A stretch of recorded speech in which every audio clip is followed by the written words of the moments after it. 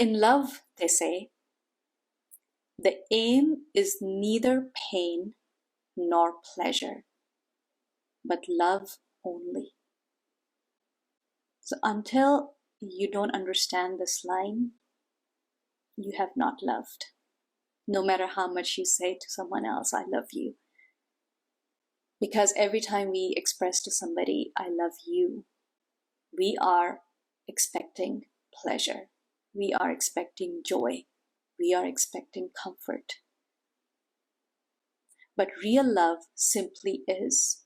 That's why we call it unconditional. In fact, when somebody says unconditional love, I have to remind them that that unconditional is redundant, because love means that it has no preference for either pleasure or pain. If they love, they simply love, even if they receive pain in return. So if you understand this underlying truth of love, you will also understand the idea of God. You will understand the idea of life. Because life, as they say, is love. God is love, they say, right? If God is love, then why do we encounter pain? Should it all be always wonderful, always joyous? Keep listening. While free love, real love, binds, division destroys it. While free love, the real love, binds, it unites any conflict, it unites pain and pleasure. Division destroys it. By division, they're meaning any preference to one thing or the other. It destroys love. And that applies to yourself too. When you are expecting your life to always be in joy, you are picking one side. You're not uniting the other side with it. You're not uniting the painful moments with it. Love is lit from love as fire from fire. So if you feel my heart, and if you feel there is love coming through it, yours is lit already. Distance is of no consequence, whether through the screen or whether in person. If you feel it in someone's presence, then you are lit, like candle lights a candle.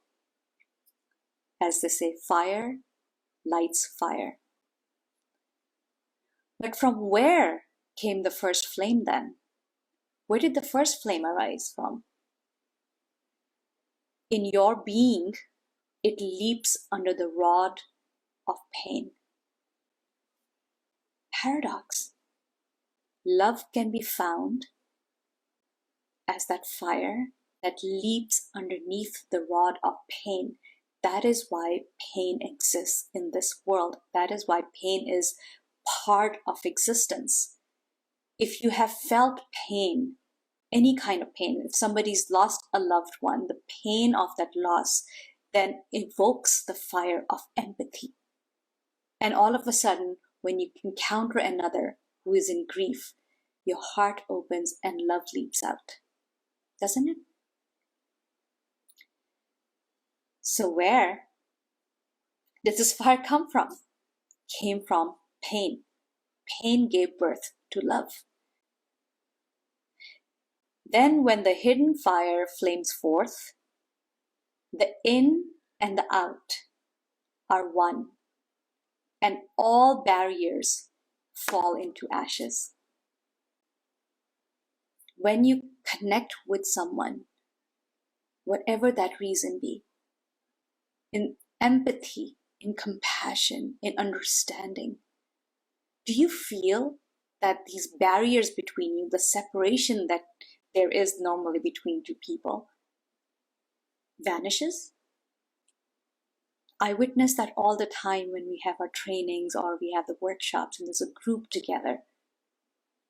Absolute strangers can connect over one thing that was painful, or just hold each other's hands for a moment, and all barriers of separation vanish, just like magic. Let the pain glow fiercely. Listen to these words. Let the pain glow fiercely, burst from the heart, and beat back darkness. You need not be afraid. Don't be afraid of pain. The poet says, "Who can buy love without paying its price? When you fail to give yourself, you make the whole world miserly." I'm going to repeat that. The poet says, "Who can buy love without paying its price?" Pain evokes love.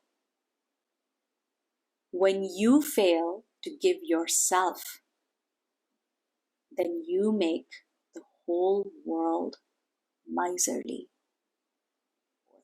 If you cannot allow yourself to step into and receive and process your pain, so love can burst forth from your heart.